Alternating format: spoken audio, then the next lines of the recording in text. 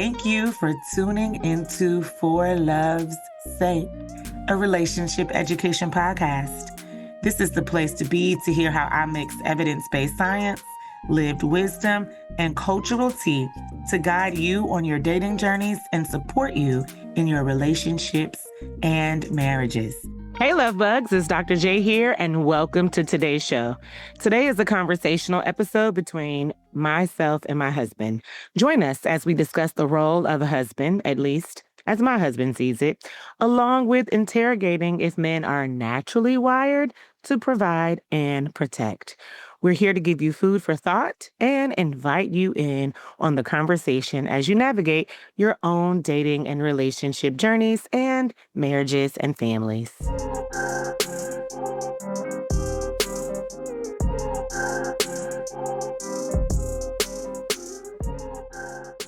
So the question on the floor today is, what does being a husband mean to you? But before we dive into that, I want to give you some context as to where this question came from. So I'm going to read an excerpt from the Relationship Education Center's blog, and then we'll start our conversation. Imagine sitting down with your girlfriends after a long day of work.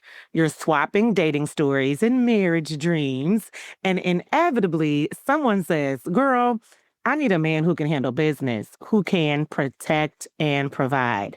Heads not in agreement around the table until one friend asks, "But do men actually protect and provide?" Another chimes in, wondering aloud if men are even naturally wired to do so. These kind of conversations or these kind of questions are becoming more common in today's conversations, especially as men continue to lag behind women in education, income, and emotional development. And as Black Americans reflect on their childhoods and recall that it was often the women who did the protecting and providing. This led me to Marbella Ebony Hill's 2022 study, where she raises the stakes by not just asking whether men can protect and provide, but whether the marriageable Black deemed even want to.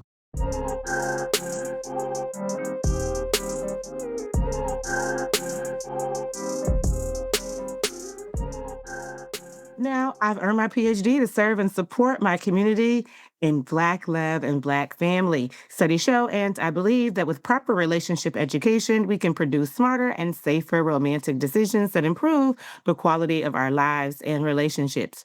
With my background in psychology, education, and relationship science, I'm here to guide you toward peace, purpose, and partnership, teaching the relational skills many were never taught, but need to invite and maintain healthy relationships that are part of my three-stranded cord: satisfying, sustaining, and stable. Because why, y'all? Black love matters, and it's okay to grow as we go. Enjoy the show.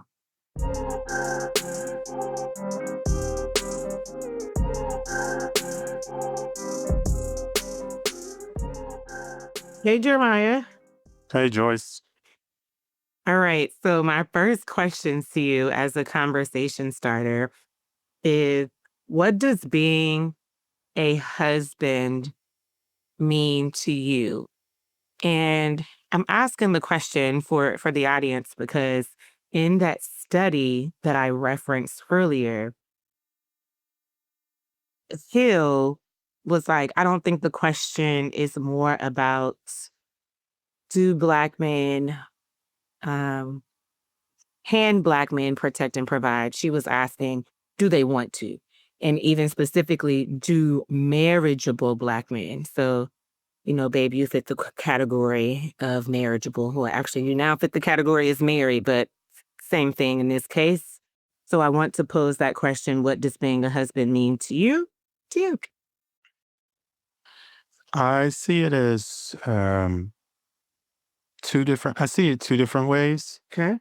The first is uh, my relationship with you. Mm-hmm. And then the second is what I like to call the third space, Mhm. which you are very familiar with, which is like our shared experience. Mhm. So when it comes to you specifically, I actually have a text group called Steering the Ship. And the notion of that metaphor, I guess you can call it, with the guys that are in it, all of which are married. Um, we liken our wives to a vast ocean Mhm. that you need to be humble enough to know that you can't really control. And the best of married men will find ways to uh, ride the waves over time, Mhm. steer in a direction that keeps things balanced Mhm. while recognizing the power of the ocean that you're on. Mm. So there's a certain humility in the metaphor. And I think that's important when focused on the woman in particular. Mhm. Like a sailor. A sailor, let's hope a captain. A captain. Okay. So gardener. So the marriage is one entity and the wife is another.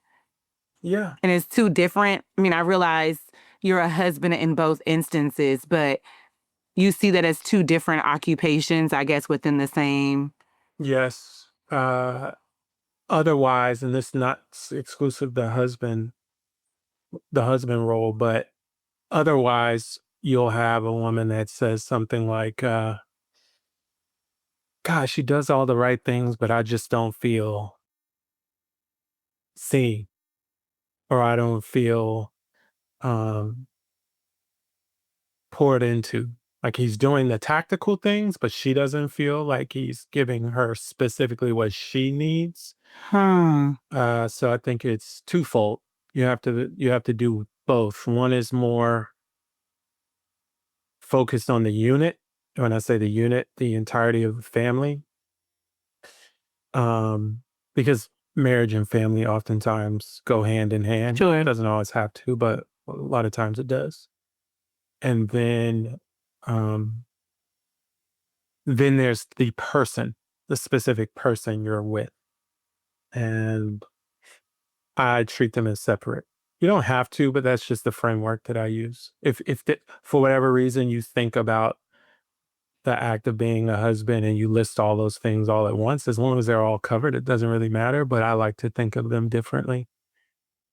As for the third space, our shared experience, I liken it to a gardener and taking care of a garden. This would require paying attention to the details, guarding it from outside forces that may seek to destroy, um, enjoying the fruits of the labor Mhm. along the way, and sometimes just walking through and smelling the roses for no other reason than to enjoy the roses and to recognize that uh, the fruit isn't always immediate.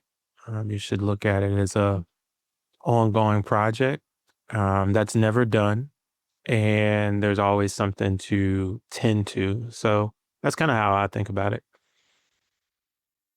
I think in that description, I hear what, at least in part, what most of us think about when we say protect and provide as is ascribed to male behavior, how we think about men, and particularly when they step in the roles and offices of husband, father, etc. And so one one line of inquiry in the discourse, academic literature, social media discourse, sometimes even our own social conversations, is questioning or interrogating if this protect and provide phenomena is part of a natural wiring of men. And I think that has been interrogated probably for two main reasons. I think one, women as a whole, regardless of race or culture, when they reflect back on their experiences in their lives, largely speaking, it has been a man or men who have failed to protect and provide, and some even further by actually becoming or being their perp or their predator. And then I think when we think about it, Black women specifically, looking throughout our community, reflecting on our own childhoods, and maybe it's just because we're a more matriarchal group of people, but in reflecting upon that, we're like, actually, it was the women who did that. And I guess you can make an argument for if they did it because they had to, or if there is some wiring in them. But in either way, I mean, a lot of us would even say the wiring, right? Like, I feel my mother's instinctual uh, need and the action to follow to provide for me and to protect for me. So I'm curious about your thoughts about this protect and provide thing being something that comes naturally to men or part of their natural hardwiring. Is that the case, or have we just been kind of like projecting this on men, hoping that they arrive to it, but it's not really in the DNA? Um, I would say that it's closer to natural than not. Okay. Now, there might be, or there definitely are, Mm-hmm. uh, plenty of instances of men who shirk that responsibility Mm-hmm. or use it in a ego-driven or dominating way, right? So protecting, if you will, is, I think, two sides, one side of the same coin with like dominating. It's both of them are exercise of power. One is in an ego-driven way, one is in an egoless driven way. Mm. So the nature is there. It's just why are you using it and how are you using it? And I believe there are plenty of men who fulfill that natural desire to protect, if you will. I like to describe it more as no, I guess it could be protecting in a physical sense, right? Like you want to walk in the world. I think a perfect example of this is um, you actually. Hmm. You are um, just like by yourself. Mm-hmm. You are a very hyper aware person. Mm-hmm. You know what's going on around you. You seek to ask questions, um, and you're not. What's the word people use? You're not Aloof? aloof, Mm. walking in the world. As soon as I'm in your presence, you don't pay attention to nothing. Don't tell on me like that. You'll be on your phone for a 30-minute drive. You'll be talking and walking on the phone while I'm with you. That's not something we wrote down on a contract. That's just a natural thing that happens when a man is hovering on a woman and she trusts that coverage when his presence is around. It's just a natural thing that happens. This Mm. isn't something that anyone has to write down or talk about Mhm. in counseling. And I'm sure many women who have had that feeling know what I'm talking about. So Hmm. I would argue that it is natural. Unfortunately, many women might have been around men who act, quote, unnaturally or Mhm. have had some type of warped sense about how they exercise that power because of their own upbringing or because of, bad examples that have been poured into their mind. But I think the natural way of being is exactly as I described. And I think there are many men who want to do that, love to do it, and get a lot of pride from being able to do it. The protection piece. Yeah, and providing, like I said, I like to use the word coverage because it kind of encompasses both. Um, at the end of the day, I think um, a man who is partnered with a woman, Mhm. marriage in particular, wants to be able to say, I am able to shield this woman from any means of harm, to give her the life that she wants. Hmm. If he can't do it, a real toll on a man. I'm not saying every man can. I'm not saying every man is prepared to do so, even if they want to. Mhm. But there's a real sense of pride in a man to be able to say, my family is safe in my presence, and my family has what they need to live a good life. But because of you, or mostly because of you, like as the man. There's a relationship there. Not just that they have what they need, He they wants have what to they need because of you. he wants to feel like he's a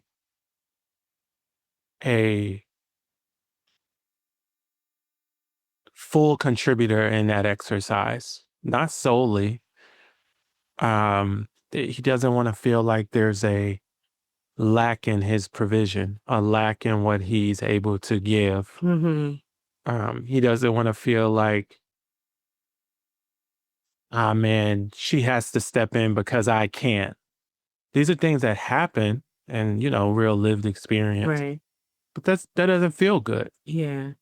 from a male's perspective. It's not taking any agency or power away from the woman he's with, but that's what drives a man, to deliver, to, um,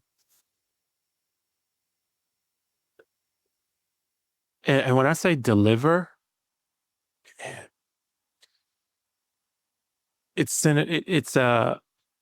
the,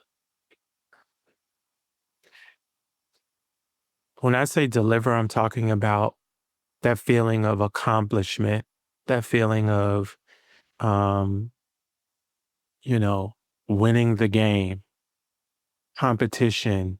There are certain notions that inspire a man forward. Mhm. And they typically are centered around the notion of accomplishment. And I, within the context of marriage, to go out in the world and to do something or perform something and be able to bring it back home is a sense of accomplishment, right? I've accomplished this task or this goal of going out in the world and bringing back what is needed for my family. Hmm. And that is largely, I think, I won't say exclusively, Mhm. but uniquely male phenomenon where competition and accomplishment is the thing that drives him and pushes him forward. Uh, Again, sometimes it's ego driven Yeah. and that can land you in different waters. Mhm. But even egoless drive can be centered around accomplishing something, Mhm. delivering on a promise. Mhm. These are, again, not exclusive to male nature, but I think when people hear those words, they Mhm. think masculinity, drive, competition, accomplishment. These are the things Hmm. that I think men want to feel. They want to feel like they've achieved the task. So I have a few thoughts coming up. I hope we can cover them all. But one of the thoughts in there when you were kind of really honing in on the accomplishment, the competition of it all, and you were like, bring it back to the family. I had a light bulb moment. Like, That's why appreciation and gratitude, and I would even say in some ways praise, has such an impact on men. And don't get me wrong, who doesn't like to be acknowledged, recognized, appreciated? We speak at length about how both people in a marriage, the wife and the husband, want to feel valued. But at least in my experience, and I know this to be true in a lot of women, and definitely married women's experiences, because we almost kind of joke about it. It's like it is so easy to give to a man. It's like you just give him an attaboy. You just say, sometimes a simple thank you or a praise for whatever it was that you noticed. And in my words, I say, and you just watch him like a Christmas tree. But now I'm putting together, like, if that's the thing that's corely driving you and matters to you, you want to feel like you're able to do it, and bring it back to base, bring it back home.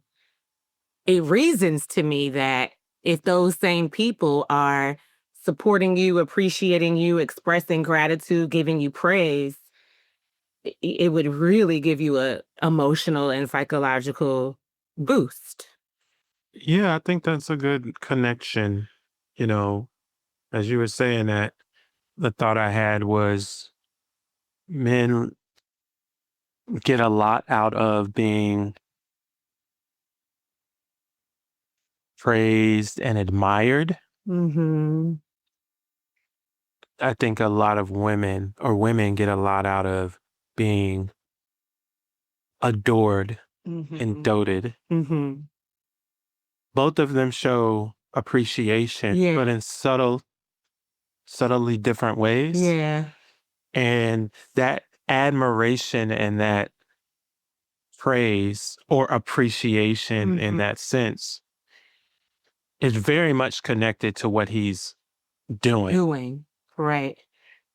I would argue, even though the conversations these days have muddied the waters, I would argue a man would get a lot out of hearing that for what he's doing.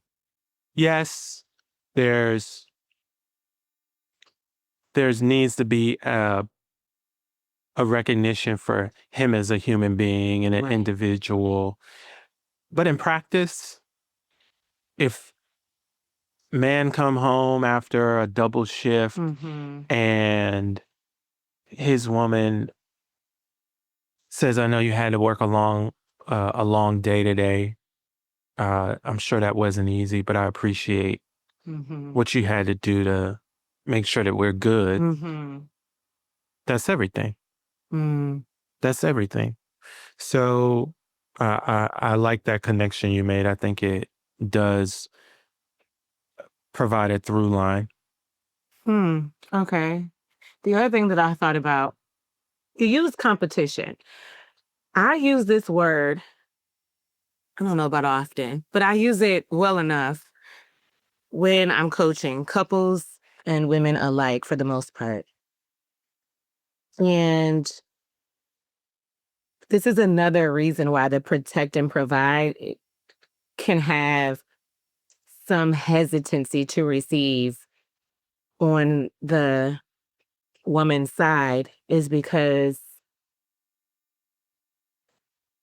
I think we recognize this competitive nature in men.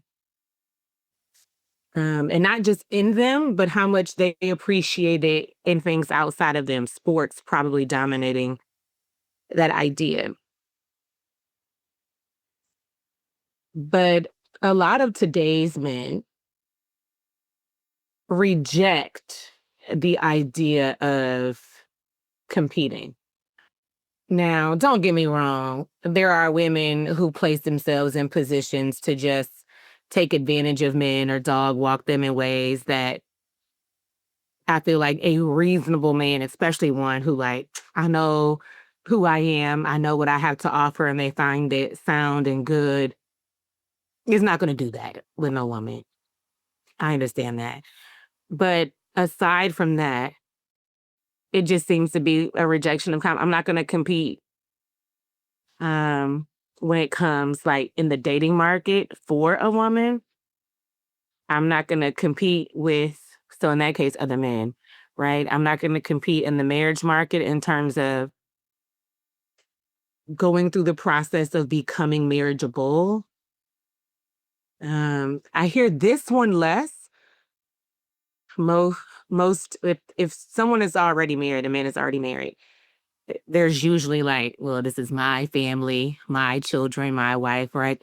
There's some possession there. I think it could be a healthy kind, but that idea has it where they are more likely to defend, compete, protect, and all of that stuff. But I've even heard some husbands, these are rocky marriages, not stable ones, go, well, you're already my wife. I'm not about to do anything more.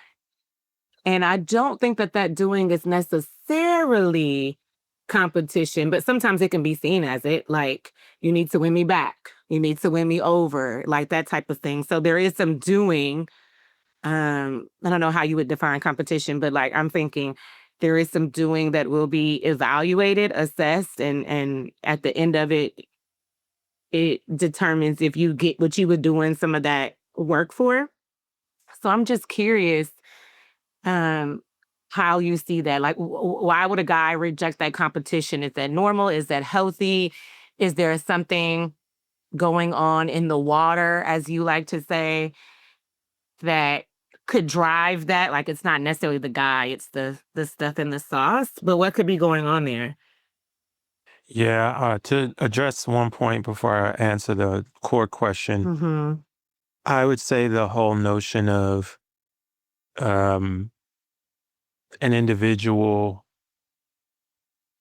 taking for granted what they already have and getting a little lazy on the job is that goes both ways. Yes. That's something you hear a lot from Mhm. men. Mhm. So I would set that one aside in answering this question because I think that is a universal Okay. phenomena Okay. that happens on both sides.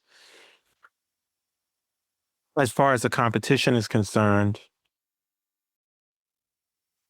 my personal opinion is that uh, if it is true that men lack a sense of competition across the board, like there are just large swaths of Black men that just don't enjoy or seek out competition or want to step up to it, I think that's problematic. Okay. Not just in a male female Mhm. interaction, generally speaking. Mhm. Um, I don't typically see situations where men have taken a posture of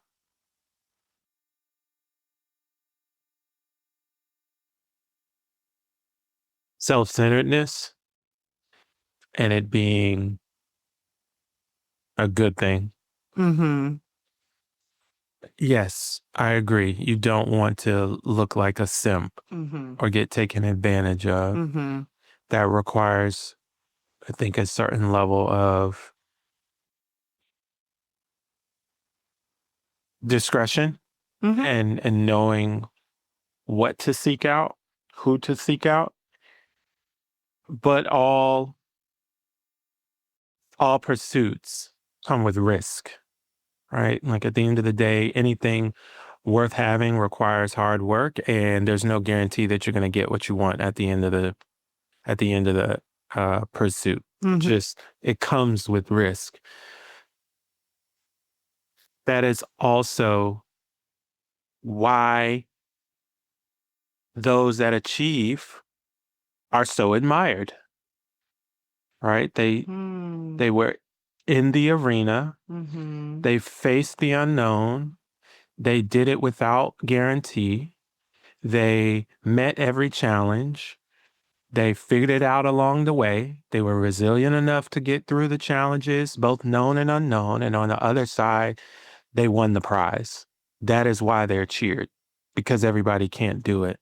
And if you're too fearful or too self centered to walk into that arena, then you should not expect praise or admiration. You are just a, you are just an onlooker. And so I think because a lot of what I believe to be important about masculinity is centered around having a sense of drive, Mhm. having a sense of egoless achievement, Mhm. to not want to do that, I think um, dilutes the best of what masculinity has to offer. Imagine if the entire population of men of a society were like, no, I'm not going to do this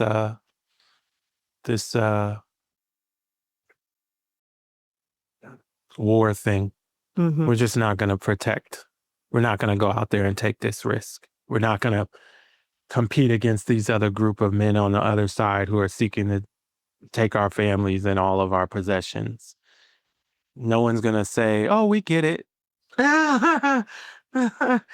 Yeah. Wow. So it's an extreme example, but at the end of the day, I do think competition is an important part of masculinity, and maybe not competition, but the willingness to take a risk and win. It doesn't always have to be. I think when people hear those terms, they think everything has to be about an ego. Mhm.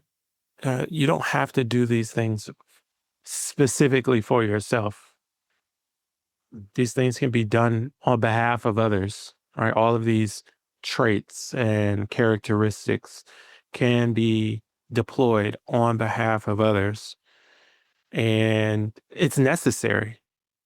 It's necessary. For men in particular. It's necessary for, I think, a sustained and healthy society for um, men to step up and do those things.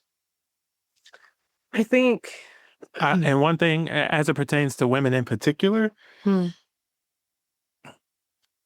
in relationships, Mhm.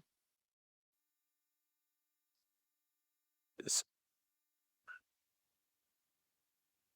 if I had a daughter, Mhm. I would tell my daughter, don't even take a man seriously if he's not willing to, quote, compete for you in a sense. Mhm. Like, if he sees you as a high quality woman, he should expect that other men see the same. And if you are not already spoken for when he sees that in you, I would counsel her to set standards that these men need to show Mhm. in a respectful way that doesn't take advantage of them Right. and see who steps up. I agree. I And agree. if there's a man out there who's like, I don't do that, I don't, like if you don't see me and see what you need, then I'm good Right. on Or that. they just want to date and get to be known one to one. Like this idea that a woman could be I think sometimes they confuse seeing with sleeping with. I'm definitely not talking about sleeping with. But this idea that a woman could just be dating. So of course there's maybe she's seeing two guys, three guys. She's open. Like any place that she goes and a guy, what you just said, sees what they see in her and desire that, want that, particularly if it's something high quality that they are um identifying, and they take the risk to step up to just see if she's spoken for. And if the answer is no, they're gonna want to put their hat in the game. But there are some men who reject putting the hat in the game if that is her style, because they prefer for the woman to just get to know them, just the dating, to get to know them one to one, that she has to date each guy one to one, thereby like diminishing her options and decreasing his ability to compete. And I always find that just a little strange. I don't. They say prefer get to know them one to one. I think it's more he wants to feel he wants to feel like the center of her eye Sure, but he has a without wedding. having done Yeah. anything for it. Just off the strength of like at that point it would just be charm, right? At Well, that off the strength of just his or interest, his his interest alone interest, his should, charm, and what yeah. he might have on the surface. At the end of the day, I would tell that same daughter if she's courting or Mm-mm. um, being courted by multiple men, I would tell her to take seriously the ones that ask, what must be true and what do I need to do Mm-hmm. for you to drop these other guys? And then he goes and does it. I agree. And I can say that I would do that because that's what I did with you. Oh my goodness. What must be true? What must be true and what do I need to do for you to drop these other guys? And that signals that he respects, he acknowledges that you are someone of value. He acknowledges that you have the agency to choose someone else. Mm-hmm. He has the confidence and the willingness to do what must be done, even if it's not guaranteed. Mm-hmm. And he's driven enough to go do it, hopefully. Mm-hmm. Like those are the signals that you want from a man as a woman. Mm-hmm. And we all see how that worked out for me. Oh my goodness. I know you wanted to set aside the kind of getting lazy on the job because it goes both ways. I agree with you. So I understand why you cast it aside. I didn't think about it that way until you said it, but heard. Um, but just what you said right there at the tail end is speaks to me as a woman, because you're having to make a real-time decision, right, in the present that will cover so much future you can't see, touch, or know. But that is a signaling to me that this guy isn't gonna get lazy on the job. And while it is not a guarantee, the signal is much appreciated. It does provide some layer of security if I'm the woman in that position, making a real time decision, knowing it's going to cover a future with you that again, I can't know, touch, or see. I'm like, well, I have hardcore evidence that he would do the work. I have hardcore evidence that when a pursuit or a challenge is put before him, his inclination is to be like, what I got to do to get it or move it out of the way or defeat it, master it, whatever the task could be. Yeah, I'd also say, there are those men that just are very self-centered and ego-driven. Those are the ones that are like, I just want you to be focused on me and only Mhm. me. And then you have men who legitimately have concerns about being taken advantage of. Sure. I don't think that's a reason enough not to go pursue and take a risk. That just means you haven't learned as a man the right tools to suss that out. Mm. And the question that I posed and the question that I said I asked you and I would counsel my daughter to ask Mhm. or counsel my daughter to look for in a man is one of those tools. Mm. If she is serious about being covered by one man and being in a committed relationship as opposed to having her cake and eat it too with all these guys, however she wants, whenever she wants, she'll have a clear answer to that question. Mhm. She'll have a clear answer to the question, what must be true and what do I need to do for these other guys to be dropped or for you to just be focused Focus on on this. this? Mhm. And maybe it's not even to be with me, but to just be focused on this, right? Right. Go from being courted by a bunch of individuals to exclusively dating or getting to know each other in a more serious sense before we take it to some committed Right. act. If she doesn't have a good answer for that, then yeah, she might be either playing games or not serious enough herself to even have an answer to that question. Okay. Or just not sure, just not Not ready. sure, Yeah. not ready. Yeah. If she does, then you know you're, if she does, or hears the question and says, I've never been asked that before, let me think about it, Mm. then you know you have somebody serious that you Mhm. can operate with. So I really don't think there's a reason for a man to not want to pursue and quote compete for a woman's um time and commitment. Mhm. Y- y- I think it's easy enough to suss out the ones that aren't serious, Mhm. and there are tools out there to help you identify who is. There's a book. I don't remember the entire title, but I just know it has hunter gatherer in it. The book you purchased that I started reading first.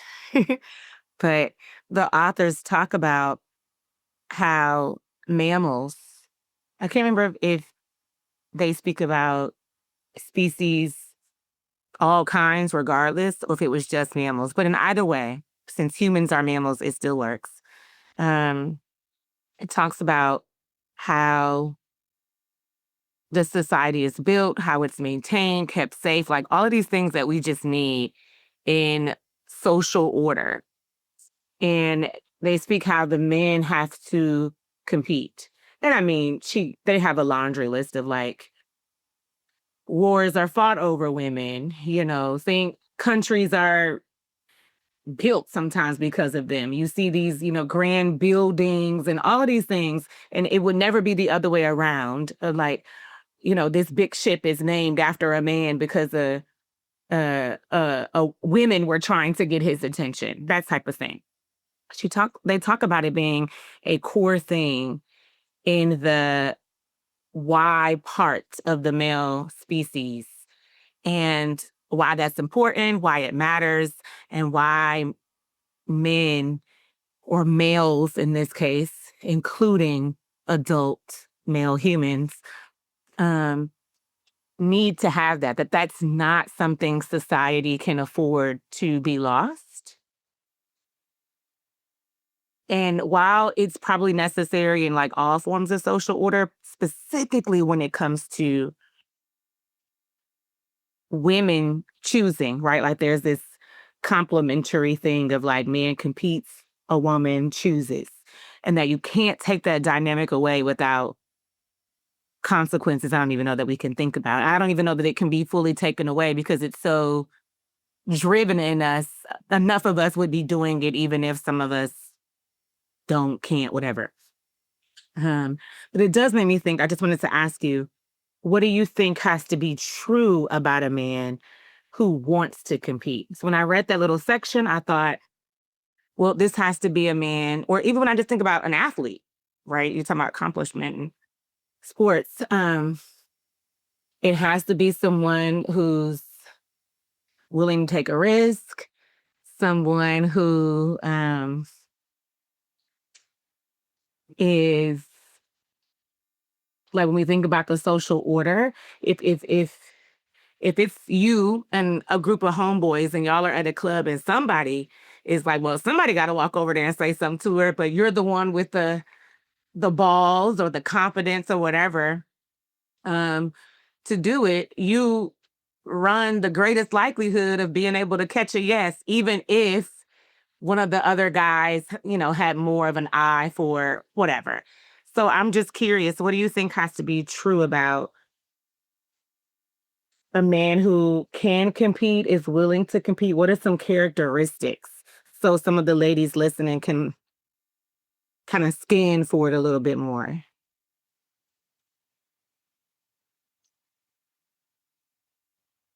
Hmm. Before a woman evaluates how he operates with women or with her in particular, Mhm. I would say there's probably things you can assess in his own life, even apart from you, before he ever showed up, Mhm. that would give signals. For example, competition is in the face of an obstacle. It Mhm. is the pursuit of something in face of obstacles. That obstacle could be another person in a sport, or it could be a series of red tape in building a business. So, what is he doing that in his life that requires some level of risk? Mhm. What is he actively doing in his life that requires some level of risk? Everything comes with moderation, or all things should be done in moderation. And so, obviously, you have to also assess how extreme is the Right. risk and those type of things. Um, but even then, even in extreme circumstances, how does his level of preparation and pursuit match the risk that he's taking?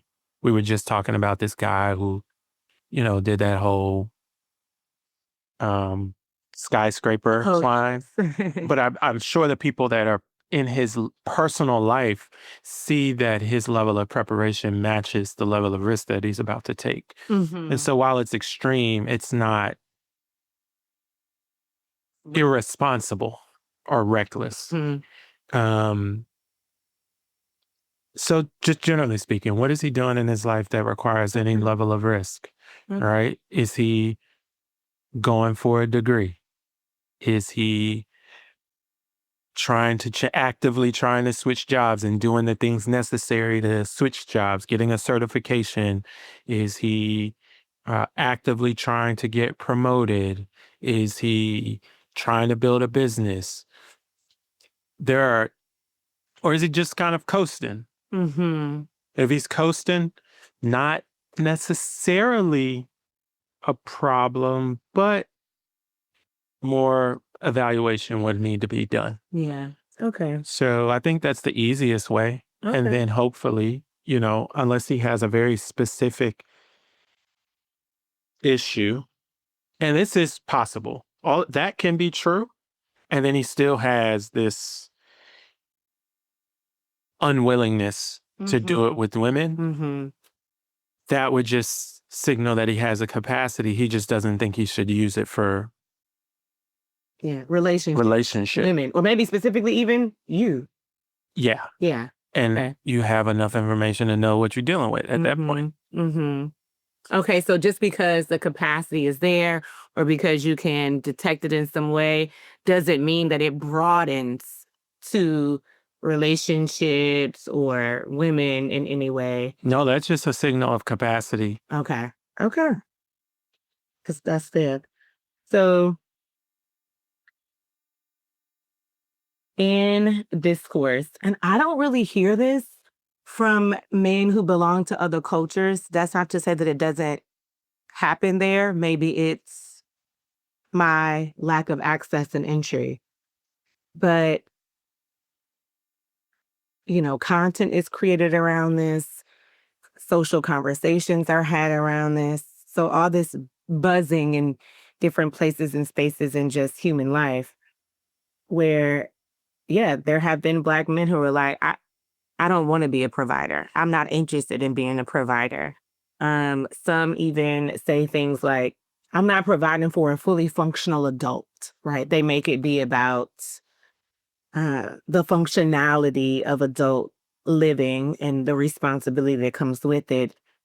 And there's a complete divorcing of occupying that role, I guess, like in a gendered way. And likewise, you can hear similar conversations around, you know, I'm not competing. Now, to be fair, and I say, ladies, we got to clean up. This is a cleanup job that we need to participate in. It's not fully on us, but we need to participate in. But there are who like, um, coochie come a dime a dozen. Why would I compete for it? Type thing. I mean, if you're just going for sex, then sure. But if you're, actually wanting a woman to focus on you, do life with you, have your children, for you all to build a life together of substance and meaning, then that doesn't come, a dime a dozen. So that's a different calculation. But anything you have to say to that, like what if your son was listening to that kind of content on social media and you needed to like snatch him and be like, yeah, nah, that's not the messages that we want you to be poured into. Like, what would you say to that? Because I think like maybe talking to 40 or 50-year-old men, that's kind of already a done thing. I don't know if you're going to change the hearts and minds of them, but just thinking about the next generation. Um, to me, that sounds very weird, and it sounds like an ill-fated society or community, to be honest. Hmm. I can't, I would need to hear like specifically from a man who has that posture, Okay. um, because my question would be, what is the investment that you're providing to the woman and to the relationship, Hmm. and what return do you expect? Okay. If there's an expectation of having children, my question is, what what exactly are you expecting from the woman in this equation, and what are you providing or contributing where there's some type of equal reciprocity? Hmm. To say that you won't do these things for a fully functioning and responsible adult assumes that they have the capacity and time to do all of those things and raise children. Like if his expectation was for her to raise the Right. children. So how are you Hmm. taking care of her while she's doing that? But maybe it's not that. Some of these men who say that are 40, 45-year-old men who are single. They don't have any children. Maybe they'll have them, maybe they won't. But their position on relationships, just as a man is, I'm not going to be your provider and I'm definitely not going to compete for you. So I think the obvious thing a woman should ask is, why you then? Yeah. Right. And I know we have another episode where I talk about the expectations of certain men and what they seek from Right. women. Maybe he's in that category where, but actually none of those categories would, now that I think about it, none of those categories would even apply. So to me, it's just a peculiar Hmm. way of thinking. And it's an obvious question for a woman to ask, like, okay, so what are we doing here? Yeah, I think they're just trying to protect their money and their resources, which I'm not upset at a man wanting to protect those things. Um, but I think if you want if you want such a tight fist on them that they can't even uh, be shared from time to time or be a demonstration of your loving kindness, then yeah, I'm back. We're Like, what are we doing? we're just friends. It might But be, men don't see it that way. I And mean, you're also sleeping with them, which I know that's friends, what women. friends with benefits, Yeah. Huh. Okay. right? Okay. If I can't rely on you, I mean, go both ways, Right. right? Both ways. If I Right. can't rely on your resources especially in my time of need, then we just, at best, you're a friend. Right. I, you hope that a friend will show up for you in your time of need. Right. They'll show up, but maybe they don't have the resource, can't give you the resources because they got to commit it to their own family. Right. Right. So you can't place that expectation on a friend, even a good friend. You Right. just want them to show up and do what they can. Right.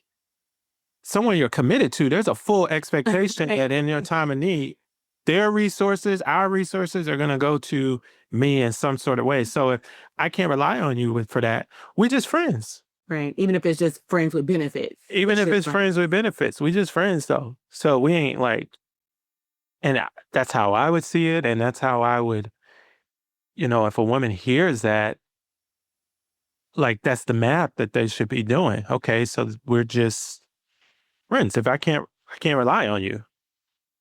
I Mhm. can enjoy you. Of course. Of course. We can have experiences. Yes. Yes. We can have good conversation and. But as a woman, I can't be But thinking I I'm going to can't get this to turn into a I can't relationship. rely Right. on you. And at the Right. end of the day, that's literally what commitment means. Right. Like contracts, commitment, Right. there's a certain level of reliance I can have Mhm. on you. And your resources. Correct. Like it comes with that. And again, you want to protect that. I tell women all the time, your most valuable asset is time. So I really love that you said compete for her time and then you escalate on to other things because, like, going back to that one-to-one thing, making it be where a woman needs to just focus on you and you haven't earned that kind of monopoly on her time, her greatest asset and resource to bring to something is a wild calculation for I think a man to ask, and it's a wild transaction for a woman to just enter into. I'm Well, like, why would you do that? there's only one circumstance where I would tell a man or a woman to enter into that and feel protected. And that's if the individual being told that had so much of their own resources that it didn't matter, that it just didn't matter. Yeah. Like I got so much bread, I got so many resources on my own that if it went down, I don't need to rely on you because I got a lot. But that's a high Yeah, that's not most bar. people. I'm talking, a lot of people just talk about it in I make money terms. Right. I can pay my bills and I don't live paycheck to paycheck. Right. That's not the same as a medical event. Right. You know what I mean? Or something life altering happens in a way where your whole world is turned upside down. Mm-hmm. And if you seek to live an 80-year life, Mm-hmm.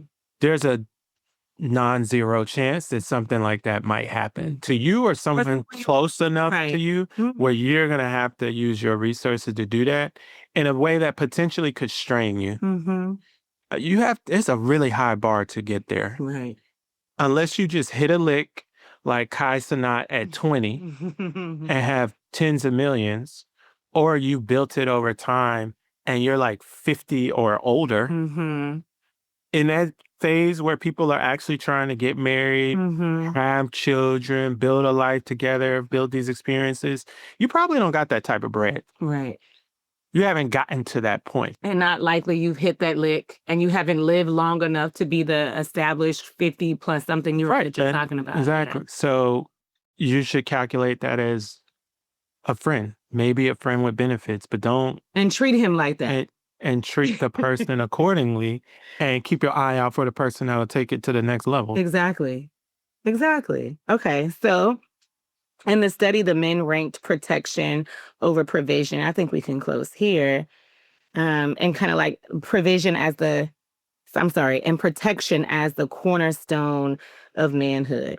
So they saw, while they agreed that protect and provide is something that they want to do, is something that they should be doing as marriageable Black men, they were like, yeah, but protection kind of takes more of that cake. I can uh, co-earn with my wife if I had to. But protection, he's like, nah, you can't be saying your wife had to like help you fight the robber or your wife had to go out, I don't know, in the snow or pump the gas or something like that. That they were very like, nah, that's etching too much into your manhood to be sharing that space with the woman. So do you see those two things as equally, or do you believe that Black men, like in general, not see these two things as equally, or if they had to be ranked, do you agree with them? Protection probably does go Yeah. over provision a little bit. Yeah. Economics is circumstantial. Okay. Economics is circumstantial. It is driven largely by opportunity, how the society is built, and what that society cares about. All of those things are circumstantial. They are um, more nurture than nature. I can have a job and then the plant closes down. Mm-hmm. And then all of a sudden, it just so happens that my wife's superpower is the thing that they're paying for.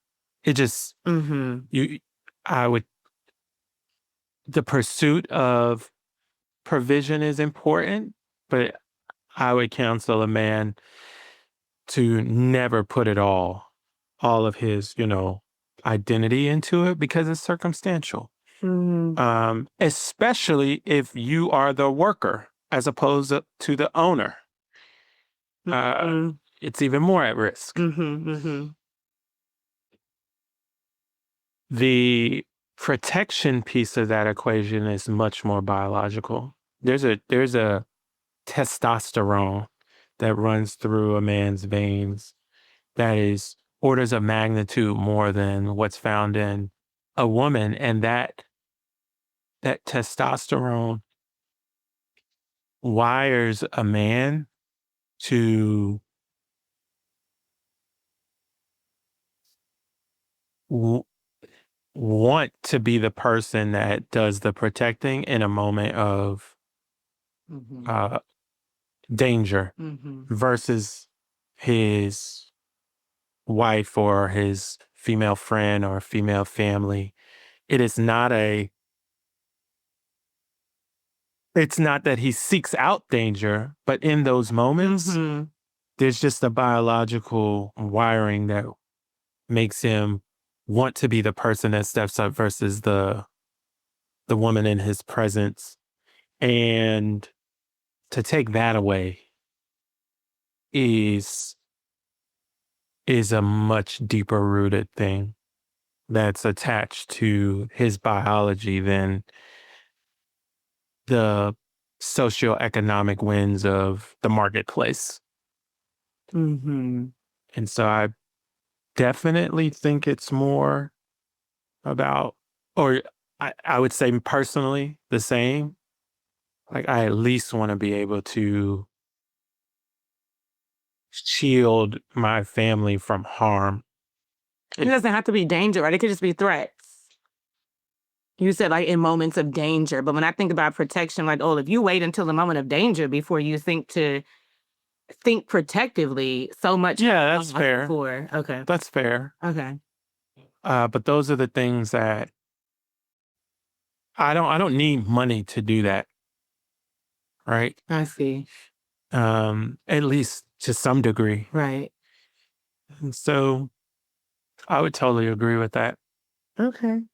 So when to just kind of wrap up the question of what does being a husband mean to you? A two-part answer where you're thinking about the unit itself or that third space, but then there's also thinking about the woman herself, whether in theory or specifically if you're at that point in your life as a man. Being a husband kind of means, at least to you, seeing it sectioned off in that way, right? Like a two-part thing.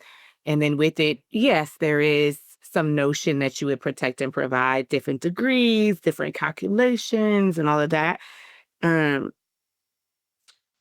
and I think what you didn't say explicitly, but what I heard is that this idea of provide and protect, it's almost like when women hear it, we just automatically hear it as something that should be righteous or positive.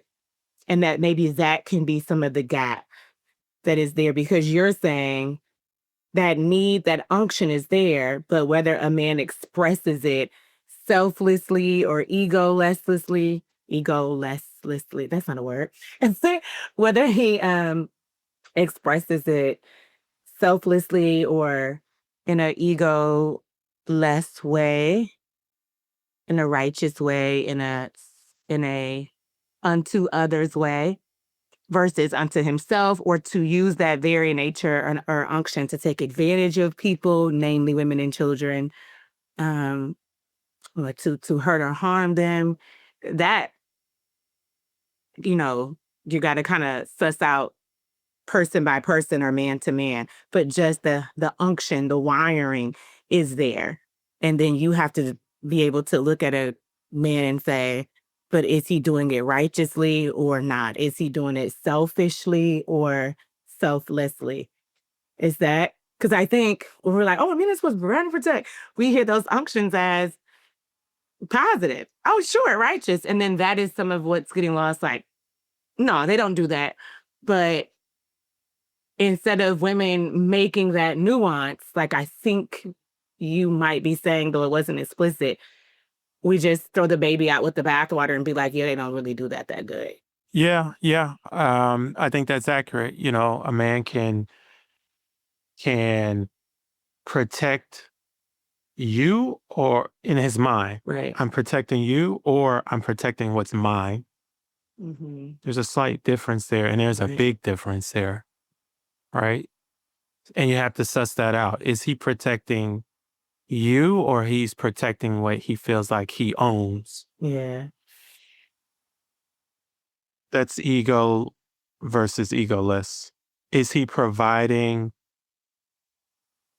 for the sake of comfort or is he providing for the sake of subjugation? Mm. Like there are a lot of examples of people who give to the people, but Mm-hmm. it's to subjugate them to in certain ways, right? You give them enough, Mm-hmm.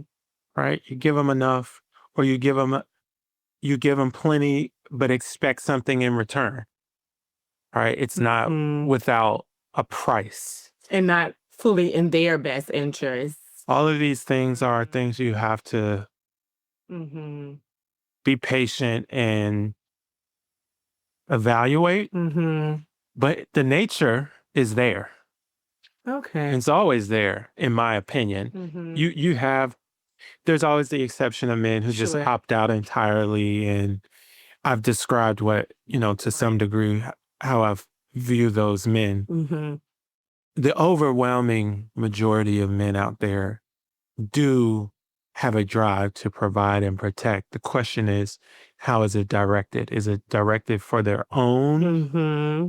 self, uh, own self and ego, or is it Mm-hmm. directed and done for and on behalf of others? You just have to suss that out. That's good. All right. Well, thank you for sitting with me today.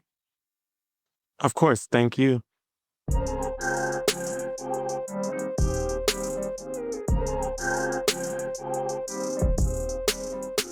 If you enjoyed today's show and would like to keep this podcast in production, subscribe, like, comment, or consider making a donation.